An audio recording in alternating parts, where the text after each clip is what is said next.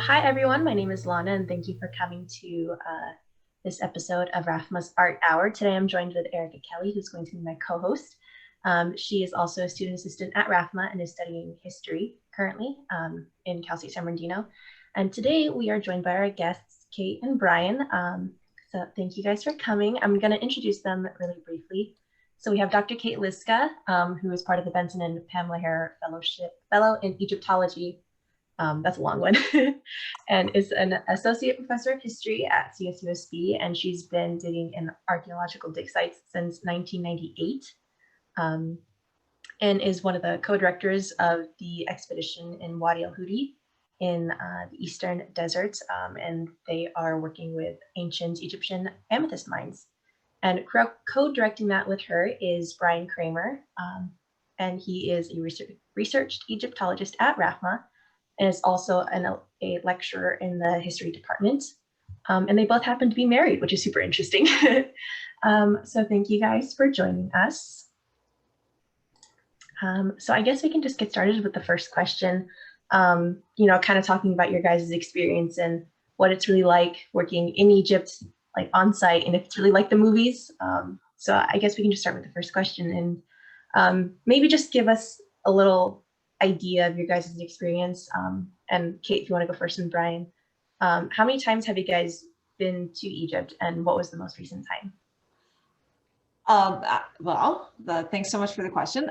We've been going back and forth to Egypt since 1999. In fact, we met on an archaeological dig in 1999. And so I'm not even sure how many times I've been there. I've been on several digs, both as excavators, as ceramicists, and then starting in 2014, we started becoming a director and working out at Wadi-el-Hudi. I would say, the last time I was there was 2019 with Bryan in November, and the last time we ran a season was with a couple of CSUSB students actually in February 2019. So that was a lot of fun. They actually got to come out and join the project as important team members too. And to comment on your first bit, a real archaeological dig is not like the movies. I always love the scene in Indiana Jones where you see all these people digging out there and you see this sea of like 40 people and they're all like working in different spots and they're all digging their own hole separately and nobody's talking to each other. That's not how it works. Like we work together and we like choose specific spaces. We don't just give everybody a shovel and tell them to go find something. Of course they're digging in the wrong place. Bryan? Yeah, that's, I love giving a running commentary too as he's moving the optical instrument around, going from one spot of Tanis to the next. I'm like, what is he doing? This is no value to what he's trying to achieve. He's just moving this thing around.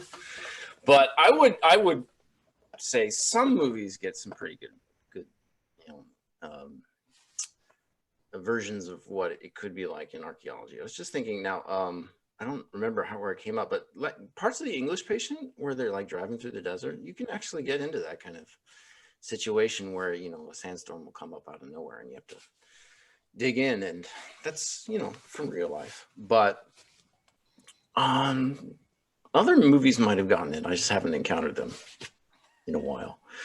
But yeah, I'm so I'm a little put out by the fact that you put the actual year date in your description of how long we've been going to Egypt, because I was trying to avoid that issue of how long it's been. That's okay. It's still look 25. You're fine. Right. Yeah. No. I mean, it's been long enough that we don't know. That's a hard question to answer. I think after like the 5th or 6th time, you stop counting, and then you're like, oh, okay, we just keep going to Egypt. We brought our daughter to Egypt too, and she's been there once, which is something that she still remembers. So I think Kate, you mentioned going there for seasons. So how long is a season? So like when you're actually going out there, are you spending like a month or two out there, or is it like a huge chunk of time? Well, the season varies on a couple of different things. It's an issue of when your permissions line up, when your actual availability is, and most importantly, how long your money will let you stay there. But usually it's between 3 weeks to 2 months. Sometimes you go a little longer, like 3 weeks or so, or sorry, 3 months or so, but it really depends on a number of factors, and a lot of work happens in a week or a day. So even a small, season, it can still be quite productive. But it's tethered to so many other things. There's no standard. It's really a lot about the money. And also your other have enough money, then you're done with your season no matter what you want. It's over. That actually happened to us in one season in 2018. We were waiting around for things the stars to align to get our permissions correctly, and it didn't happen. And we did the last day that we had our money available, and then we just had to leave, and we basically didn't get an opportunity to work what we wanted to work on that year. But it's also juggling real positions too, because I teach, or there's jobs, or there's real life factors. So there always has to be a director on site. And in that one in particular, I had already returned to CSUSB to start the next semester. And so Bryan was running. I was alone in the apartment. Yes. Waiting around for. And so like the call for him not to do anything after, even though the permissions came in on the last day. I mean, we were doing things. We had permissions to do a large part of the work. So it was a very productive season, but we wanted to do this extra thing, actually being in the desert. So we still were very productive that season, just not necessarily what we had planned to do. So yeah, it's like when you plan for any dig, you have to, plan for every encounter. You have to plan for every eventuality. I remember our Brooke Norton, who is a valued team member of our project, she's a very organized person. And before the beginning of the season, I had typed up this 12-page to-do list. It was never actually all going to get done, but it was an issue of all the possible things we could do based on what our permissions were, where we were at, who was available, and these types of things. And I had them organized between low, medium, and high, and I taped them to like the wall of our apartment. And this shows you a little bit about Kate too. The fact that typed out 12 pages of to-do lists. Yes, but it's and at the end of the season, and also why she's the director. Well, that's just it. You need to be able to move on a dime, and you need to be able to redirect based on anything that might happen. Because you want it to be as productive as possible, but you have to really plan for every eventuality. You can never just, say, I'm only going to do this thing, and then that happens. There have been full seasons when we've done something useful, but not necessarily the thing we wanted to do, And you have to go when you get your permissions, because those are a long process, and if sometimes they'll happen and they can be revoked, so you really jump on a dime. And that actually happened in our first season. Our first season was our second child, because Sybil was being born in the process of applying to go to Egypt. And eventually did happen that we went to Egypt a month after she was born, but we had this little whisper that, maybe we could get our applications passed. Yeah, our first season at 2014, we started it 5 weeks after I'd given birth. So that was kind of crazy, but the permissions were going to run out. And if we didn't do it then, we would have lost it, because they never would renew our permissions if we didn't come the first time. So we just did a starter season. It was a looking around 2 weeks. I had to pump in the desert. It was really weird. But, we made it work. Our child is happy and healthy. She stayed with her really wonderful grandparents and did not come to Egypt that first time. So when she's, and she doesn't remember it. And she doesn't remember. So, it's a way to balance life and career and everything. So. Right. But it was 3 months before that we had heard maybe our permissions will come through. And we said, okay, well, we got to get there and do this. And so we actually bought the tickets to go to Egypt. And the permissions didn't happen. And then fortunately, the credit card just didn't authorize that purchase. For some reason, it was we didn't call them ahead of time. And we didn't have to get those tickets and jump on this kind of mythical opportunity that never happened. Yeah. But you have to kind of deal with this all the time. You have to kind of anticipate when you will go when you can, go immediately if you get a chance. Mm-hmm. So it seems like when you guys do actually get the chance to go, your days are packed. You know, there's so much to do and only so much time. Do you ever get time while you're there to spend outside of work? So is there any time to, kind of go around, see the city, kind of like do you have any leisurely time to spend? Well, you make it to balance your sanity, especially because you don't work on Fridays. At least you can't work in the field on Fridays. And so you're never going to the magazine or the museum. But to keep a happy and healthy team, that means, not working your team to the bone until all hours of the night, although there are some nights you have to do that. You just have to, give people time off, give people the opportunity to see things, especially when you have students with you or people who are to Egypt for the first time. You make it work because it's an experience and an adventure on so many different levels. But there's been a number of times when I've, sent everybody out to go have fun, and I'll stay back and I'll write reports. It's just, or do the finances or all those other things. But I know they're having a good time and they're safe and they're healthy. And so that's what matters in that case.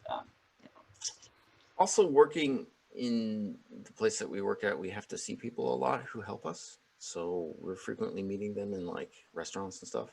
So there's a lot of kind of just like run around work that you do that's not actually archaeology, but you have to kind of do it to keep everything live and active and make sure that everyone, is on your team. So yeah, when we go to Egypt a lot, another thing actually that's really interesting is frequently when we're in Egypt, other missions are working and we know people on those missions, and we like to get together because it's a chance to see people that, your friends who we haven't seen in several years. So we take that opportunity anytime someone's visiting the city we're in. And since we work based in the city of Aswan, it's actually I personally think it's the most beautiful city in Egypt, but it is one of the most beautiful touristic cities in Egypt. So people are going there all the time, and you get a chance to hang out with them in a very nice place. Yeah, so anybody who's in the audience, definitely go to Aswan. It's beautiful and stunning, and you can't necessarily get to our site. It's in the desert, but there are so many other really cool things in Aswan. I highly recommend it. So I'm curious, how long does it usually take for you guys to like prepare for a season? I know it probably varies depending on the length of the season and everything like that, but is there like how many months in advance do you usually have to start planning? Well, okay, so we submit our permissions to the Egyptian government probably a good 9 months before we're actually going to go out there. And for that, I need to list every single possible team member. So there's a lot of preparation prior to the submission of the permissions, just to, get together this large amount of people to be on the permissions. Whether or not they end up going to Egypt is another thing. Because that's based on, a lot of other factors, but you try to get as many people on as possible so that you can remain flexible. Like if you get the funding to do this X thing, you want to bring in the specialist who can do that. And so there's a lot of work, like just trying to organize the people, get them all together, get that bulk of paperwork out, but then you send it out. And it goes through various levels of bureaucracy in Egypt. We have to get permissions from, the Ministry of Antiquities, of course, but then also the security office, the army, because we're in a military zone, the environmental office, and the secret police. So like that takes a while, and it's not, you can't really plan when they're going to come in. So when all the permissions finally show up, that's when you then look at your availability, and also the amount of time you have, and then from your list that you submitted before you put together the team, see who can come, and see what type of goals you can get done. So it's a long process, and there are starts and stops, but it's okay, like it's not like you just got to go with the flow. From the time that we get all our permissions to the time we're in the field, well, the time that we say we'd like to be in the field, I think it could be a week if we really pushed it, but a month is nicer. It also depends on how many people you're bringing out too. If it's 4 or 5 people and a tiny season, then yeah, you can get up and running fairly quickly. But if you're bringing, a large team, 20 people or something, then it takes more coordination, and, you know, buying flights and all sorts of fun things. Right. Also, So you can't always reserve like hotels and cars and stuff a year ahead of time. You got to do it a little bit earlier. I mean, or a little bit shorter notice than that. So when you know, plan your team, you know, you're obviously bringing a lot of people with you. Do you ever work with any of the locals in Egypt as well, or is it all just kind of like you bring your team with you? Well, the You know, fourth director of our team, who doesn't actually have that title, is Omar Farouk, and he is our Rais, or our house manager. we should probably mention the director too. Yes, Meredith Brand is our third director. But Omar is the head of everything that we do in Egypt, and he is invaluable in so many ways.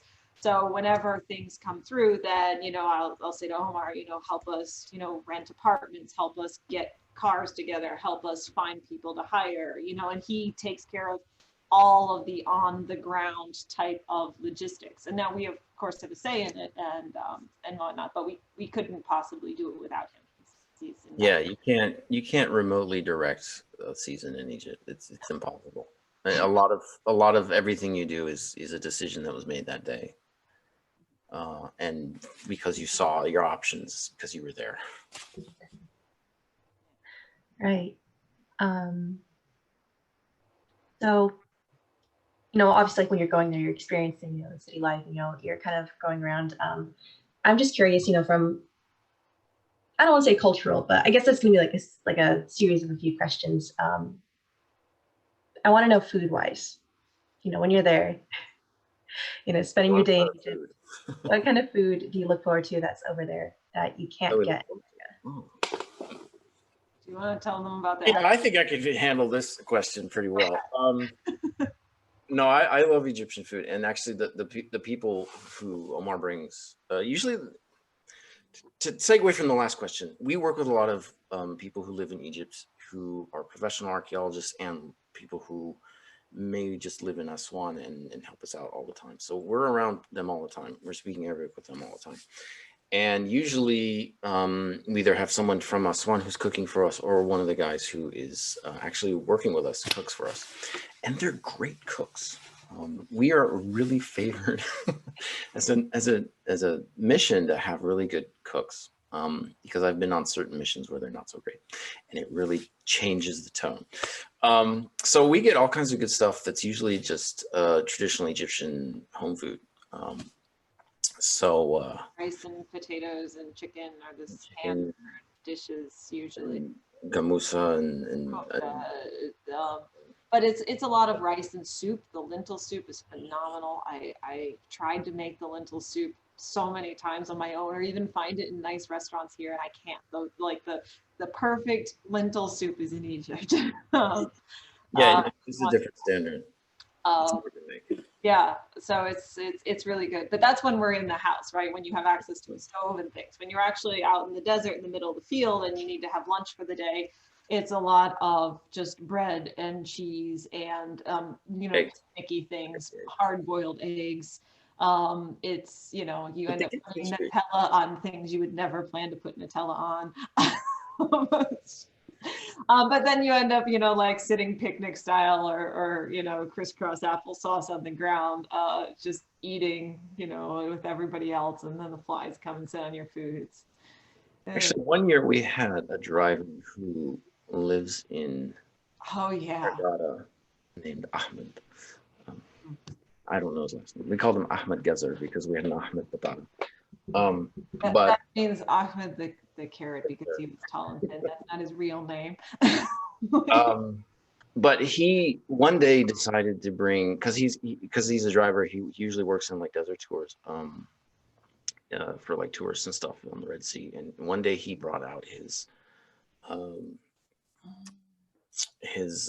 coffee set that was the kind of proper Bedouin coffee set. Brewed coffee, which he had sourced the beans at in Darao, which is this one place that you can get the real Bedouin beans, and he made that for us for like a week in at the end of lunch every day, and it was just an amazing experience. Everyone was just like so happy, and almost, it became almost like a hippie camp where we were just like hanging out and not doing any work and just drinking the coffee and talking for like half an hour to 45 minutes after lunch had officially ended. So because it was coffee, I was happy with the experience, but I should probably have been a little bit put out by all the slacking off. But it was people worked, they were fine. And besides, the team marches on its stomach, so you have to be able to feed them well, because if you don't, if they're not happy on their stomach, then they're not going to produce good work. So then there was this issue because all of us wanted coffee for more than the 1 week, and then they all got addicted, right? It's like, and then the coffee supply stopped, and they're like, "You have to fix this." Well, no. What happened is they ran out of the coffee, and we asked, Omar, like, "We'll pay for this. Go get us more coffee." Like, explained what the procedure was. You have to go to this side of the road in Darao and call a guy ahead of time. So that's like 40 miles away, right? Pay like $100 for this thing, and we're like, what have we been doing? We had no idea we were having this extremely hard to get. Yes. So one of our workmen went up, stood on the side of the road about 40 miles away from Aswan, and bought coffee beans from some guy out of the desert. Right. No, we couldn't afford it at that point. We did. We bought more coffee. Well, we had maybe one or two more chances, but we hadn't done that since. Although we did eventually find another source for roasted coffee beans in Aswan, so we're gonna have them in the future. Awesome! Wow. So I am curious. For someone who's going, like, let's say it's the first time going to Egypt, or they're not familiar with, the Arabic culture or the Egyptian culture or something like that, how crucial is it for someone to speak or be familiar with Arabic? I would say that as a tourist, it's nice if you know a couple of words, but there are so many people to help you, to facilitate. There's so many basic English speakers there that you can happily, join a tour group, probably even go on your own, and you'll make it. It might be a little weird, but you'll be okay. So as a tourist, I wouldn't have any qualms not being able to speak Arabic. Bryan's Arabic is excellent. Mine is terrible. so he's usually the one that does a lot of the negotiating in Arabic. So yes. Right. Yeah, you can do that. I mean, there are some Egyptologists who hardly know much Arabic at all. You can get away with it fairly easily, especially in tourist areas like Luxor and Cairo. There are a lot of bilingual people. Yeah, I mean, it's just generally a lot of people are very interested in learning English as a way to improve their life, to get access to jobs they couldn't have. So there's a lot of initiative to learn English, and they're very interested in practicing with you. And Egyptians are very talented at learning languages, so they do it pretty well. And most people are incredibly helpful and kind. Yeah, and they're extremely sociable people. So talking to someone for half an hour that you just happen to meet on the street is not unusual. It's kind of so frequent that it gets annoying at times. It shouldn't be, but it does occasionally when you're, okay, I got to go and do my work. Thanks. Really cool. And even if you're running around the country and for some reason you get lost and you don't know how to get back, all pharmacists speak English because they had to go to school to some capacity and be able to read English. So you just learn. But if you're totally lost and you don't know where you're at, go into a pharmacy and they'll be able to point you in the right direction, because there's one of those on every 3 corners, I think really in archaeology, you really find a situation where learning Arabic is a valuable skill, because you talk to people who don't have the education that would allow them to speak with you in English all the time, because, well, they're in areas of the country that don't have that much education. Great. So I was curious, obviously you have Egyptians working on the site with you, but how often are the local Egyptians interested in what you're doing for in the desert and that kind of stuff? Well, so we are, local for us, miles away from the water, right? So there are no there are no towns right there at Wadi-el-Hudi. Now, so this is a very different question if we talk about sites that we worked at previously, because worked at, you know, Mendes and Abydos, and I worked at Giza, and Bryan worked in the White Monastery in El Kab. And so like there, you know, the town is right on top of the dig, and you have very different types of interactions. But at Wadi-el-Hudi, when we're out in the desert, our neighbors are local granite miners. And these are people who have put together companies, and they've brought out workmen specifically to mine mountains for our granite tabletops. And you see them, you know, like working on the sides of the mountains away. And our very first season, we were a little like, we were scared and everything, and about what was going to happen. But the weirdest thing happened, because our guys, you know, you're in the desert, you have to talk to people, right? So we sent our Egyptian workmen over to say hello, and to say, you know, to explain who we are, and that, you know, we're not a problem, we're not going to bother them, you know, we just want to be friendly. And so it was really funny, because as they were talking together, they realized that one of our workmen, Ahmed, a different Ahmed Ichuko, and the head of their company were second cousins. They had never met each other, but they were related because they were from the town, they had the same family, they're like, da, da, da, da, da. And so like the moment that one of our workmen was second cousins with the head of this company, it's like they became just like nurturing, and they have helped us on a number of occasions. Like we've had punctured tires out in the desert, or when we've needed to store extra things. And there are also our eyes on the site, you know, at the time that we're not out there, you know, they know if somebody comes out and starts knocking things over. So it's been amazing in so many ways, based on just this random connection. Yeah, it's extremely helpful to have a communal relationship with the local community of people working there, and it's no way to avoid. I mean, I think some archaeological missions have taken the sense that they're all business, and that they go and they do their thing and they're gone. But even in those cases, you involve people who live there so much and so frequently that it's like a little village anywhere that you live. You get to know who they are, you get to know what their histories are. You know, they usually have worked with other people that you know academically, or you've met at conferences or things, and so word gets around. So it's all, you know, part of this community that you're involved in at some level, and you have to keep, you know, your relationships good with those people, because word gets around, and you'll need them in the future. They're going to tell you about, you know, things that are happening. Yeah, in every single mission in Egypt, they have probably found that their connections to the local community have been some of the most valuable things that they have. Absolutely.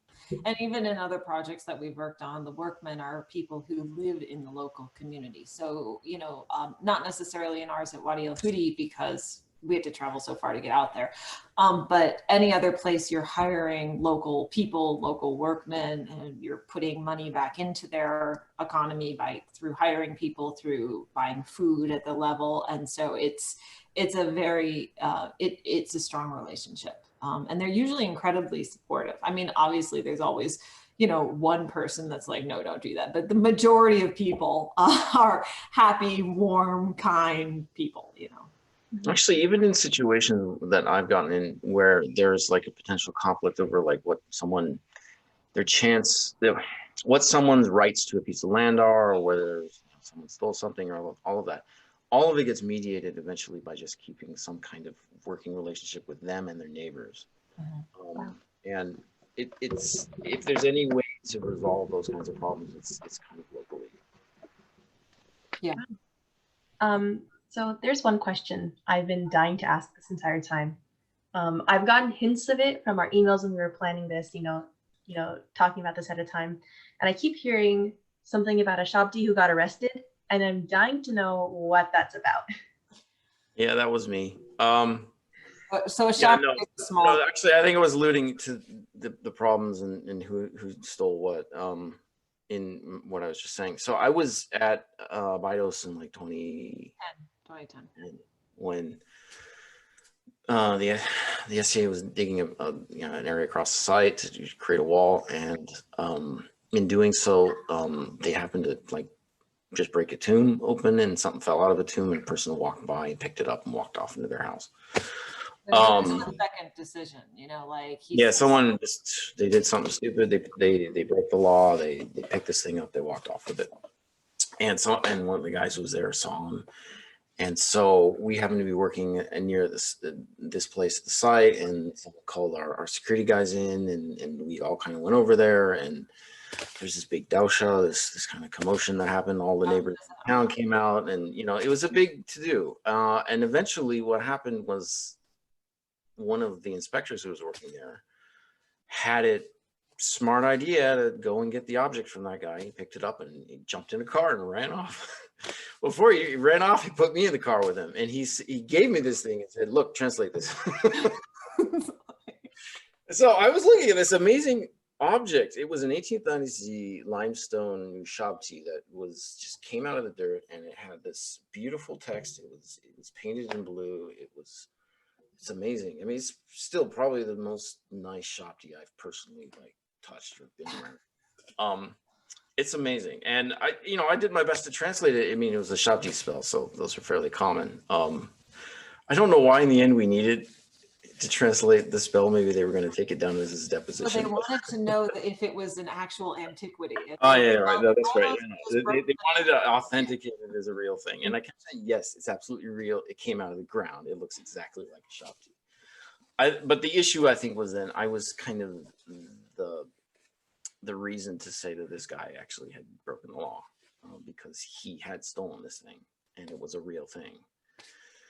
So I got hauled in. Not any problems with him, because it was a split-second life-changing decision. You know, you don't. Yeah, I don't know. This isn't his life in 30 seconds.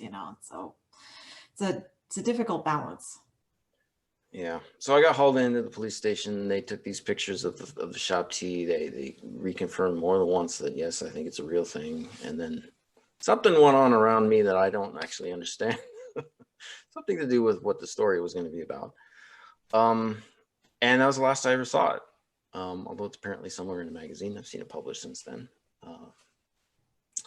Yeah, so that was a fun experience. But I was in the police station for like 3 hours, and everyone at the American House was like, "What happened to Bryan? Oh, he's at the police station." For 3 hours, everyone is thinking these horrible thoughts about what's going on to me. And I was just sitting there watching this whole thing go on around me, and it's like, this is weird. But yeah, something hasn't happened like that since then, thank God. But that was in the BIOS, and I think it has a lot to do with the fact that BIOS is just full of stuff. And, people, will build a new basement, or they'll just randomly hit something in building anything, and it's the whole thing's an archaeological site. Wow, that's great. So it just happened to be there at the wrong time. I know that you said that shabti just kind of popped out because you stumbled along a tomb while you guys were on the site. Is that a common occurrence where you just are looking at something else and then you find a tomb, and then it's a whole? Yeah. Yes. That's common. Yes. We had someone walk out of the desert last season and hand us a predynastic jar, which we did not expect. No, because the site we were working at that point at Wadi-el-Hudi, Site 13, is late Roman, early Islamic, and we were just basic documenting it. But there's a modern mining company there that we, we're making friends with. They'll allow us to walk around the site too, and then. At like the last hour of the last day, one of the guys was like, "Oh, I went on a walk in the desert and I found this beautiful, like cylindrical Nagata 3 pot." And it was like iconic. And now to put this in perspective, that's 5,000 years earlier than where we were actually working, right? Or at least 3,000. We don't have anything. There's nothing else pre-dynastic in the area. And there's like, "Do you want this?" I'm like, And so, luckily the inspectors were there, so they made all the necessary calls to get it put in the storage magazine. But now the big question is like, where's the pre-dynastic cemetery he got this from? Because somewhere within walking distance, there's a pre-dynastic cemetery. And the pot must have been like rolling around on the surface because there was a lot of erosion, but it was very clearly what it was. So now on my 12-page to-do list is, where's the predynastic cemetery? Like, we have no idea because it was the last day. The next day we were leaving, like actually airplane tickets, you know, out. But there's a lot of really cool things in Egypt. And so this is not, it is always the last day, exactly. But this is not uncommon either. You know, like in 2010, we took 2 days when we were at Abydos, and we did this walking survey, you know, just down south of Abydos at that point. And Bryan's published all of this now. But you look up and there's like these 2 holes in the mountainside, and you're like, I wonder what those holes are. Like, so you climb up the mountainside, and sure enough, always investigate the holes in the mountainside. That's always investigate the holes in the mountainside, right? So we climb up, and Ken Griffith was part of our team, who I know Kasha knows at that time. And we walk in, and he's like, "Oh, it says Pepi, who was a king of the 6th dynasty," and it very clearly in it says Pepi, and so we're like, "Oh yeah, this is significant. Let's figure this out." Yeah, no one had ever heard of it. It's Right. been there for, I eventually published this, and I documented who's mentioned it before, and it's on a map, and it's been mentioned before.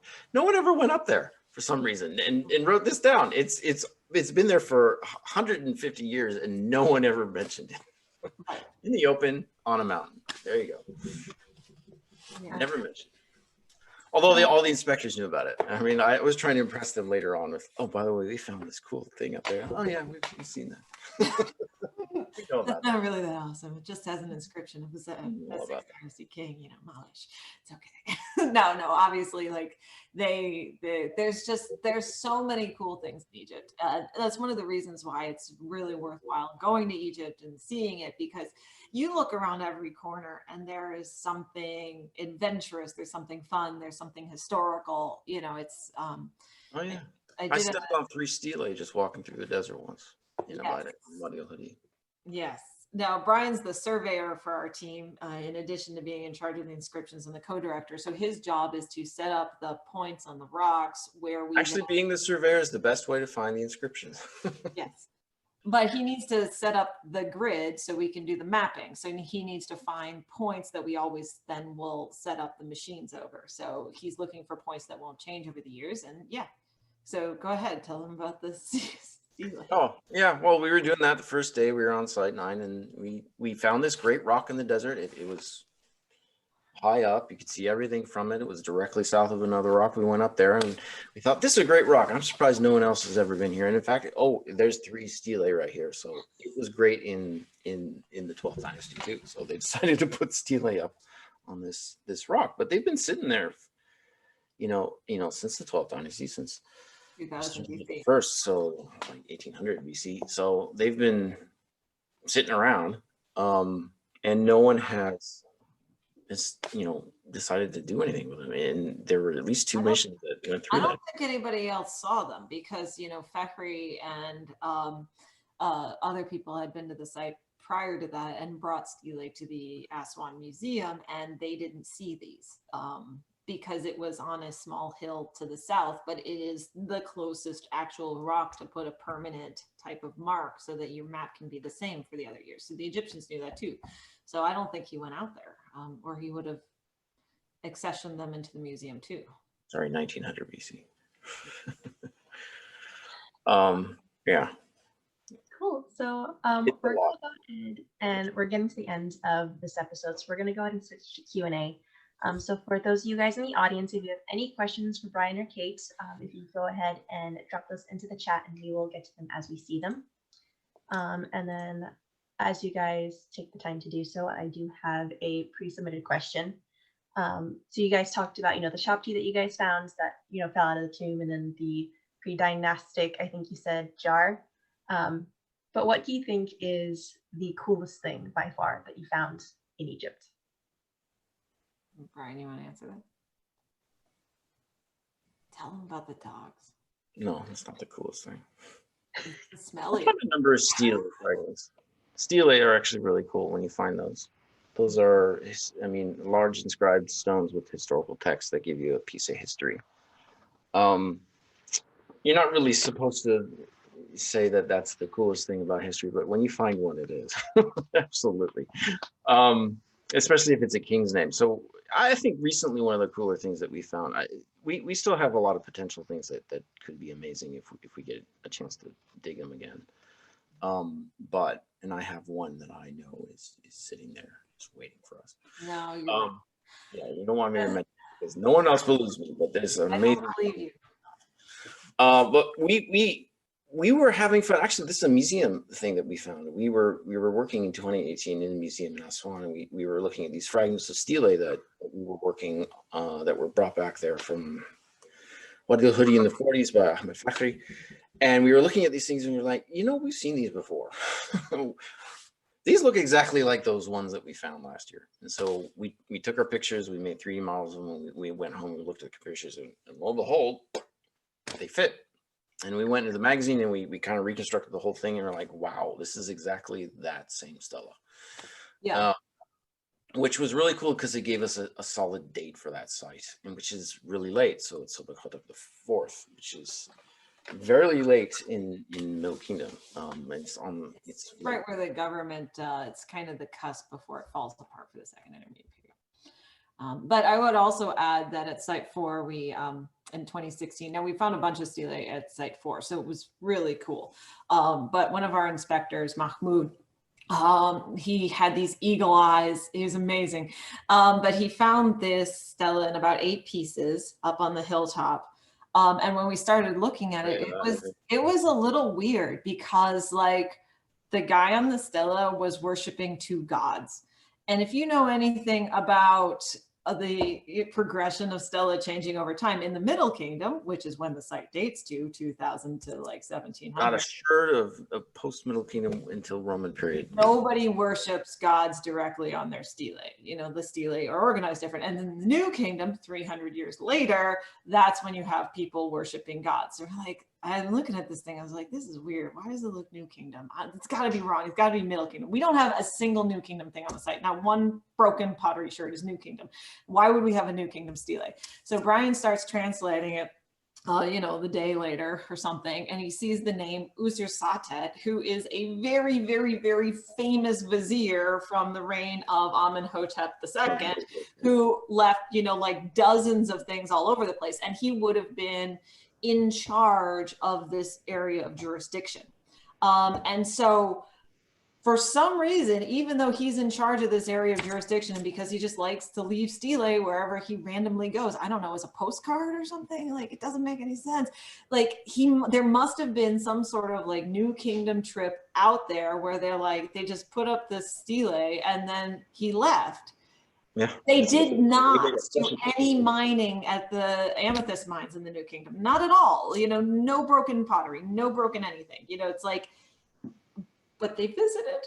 It's still a big question as to why we have it there, but it's a cool question. Actually, this is the one that we got too. Yeah. The Ankh Masud statue.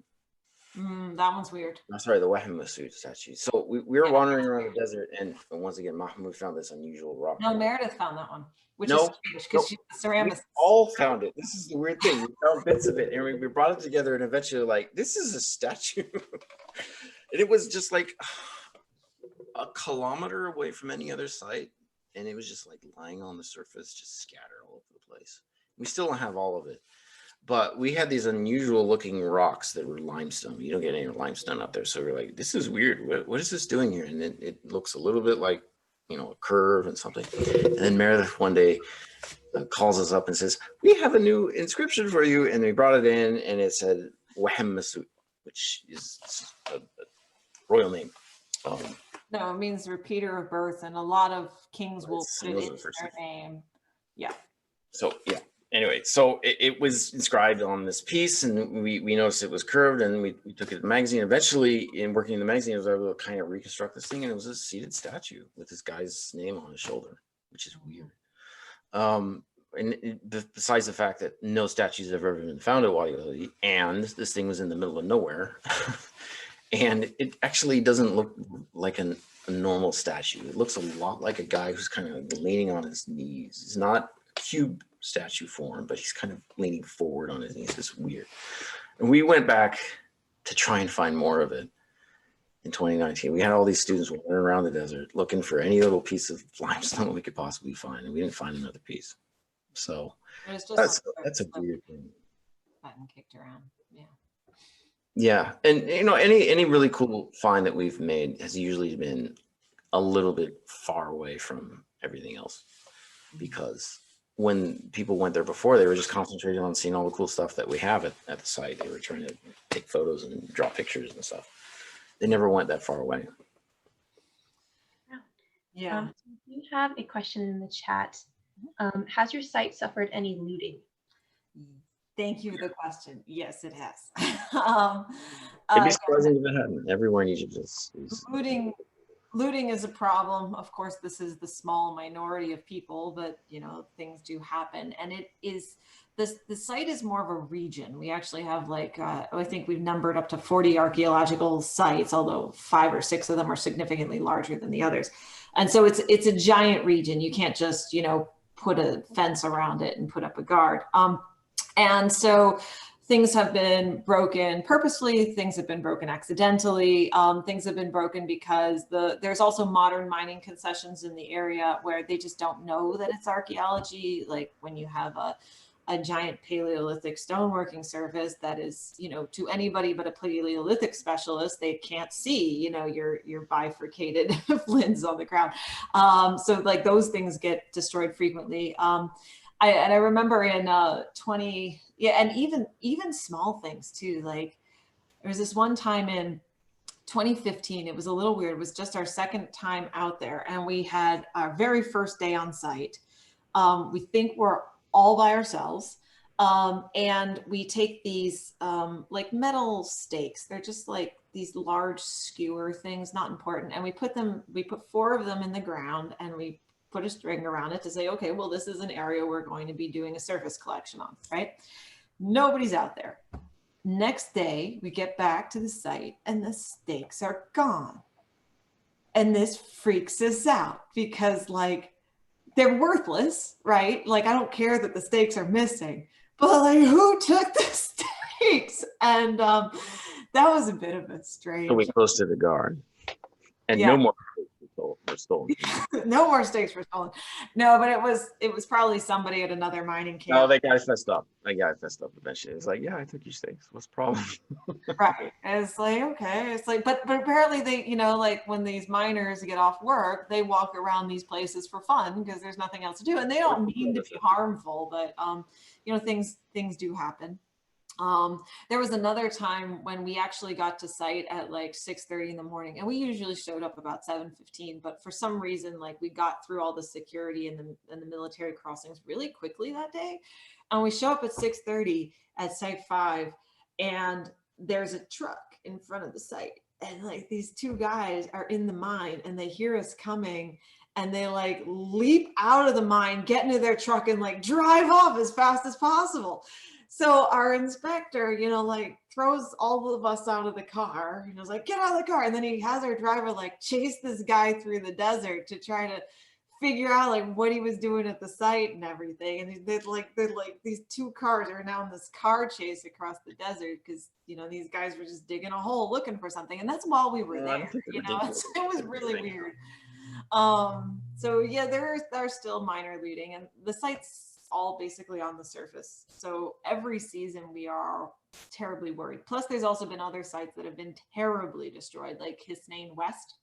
If you look at the satellite photography for El Hisnain West in 2013 and in August, it's perfect. It's perfectly preserved. And then before October 2013, somebody took a bulldozer to the whole thing and it's gone, you know, and that was overnight. We have no idea. And it was before it was ever recorded. We then managed to get it added to our permissions, and we've still been trying to get out there to record it. It's just one of those things that we try to do every season, and every season there's been a hang up to why we can't do it. And so it was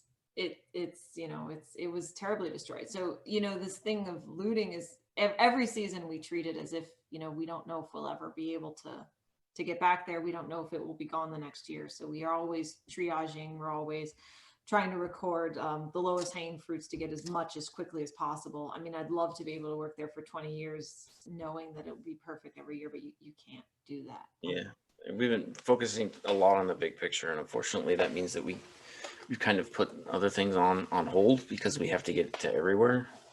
So we haven't excavated as much as we'd like to because we've tried to map and record everywhere. We only got back to like site 13 last year, the first time we were ever there, and this is a huge cave system of like a kilometer perimeter, and we got there and like I had no idea it was this big. And it's late, so it's fairly uninteresting to some of us, although as an archaeological site it's astonishing. And so we were like, sites are interesting to us. Don't say that. I didn't want to do this anymore. Favorites between our sites. But it is rather late. Yeah, but to cover all of them is a really big task in itself. But eventually we're gonna have to stop doing that and just concentrate on a couple if we get a chance to go back. Yeah. So we do have some more questions in the chat. We are running out of time, so hopefully we can get through both of these pretty quickly. What determines the division between Paleolithic and Neolithic artifacts and sites in Egypt?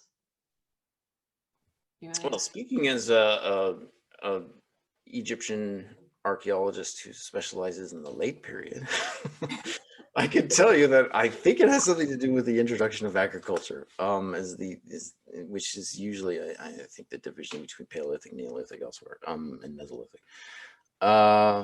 So Neolithic in Egypt is synonymous with the predynastic frequently, so or the early predynastic. Yeah. So the Paleolithic phase will last, a very, very long time.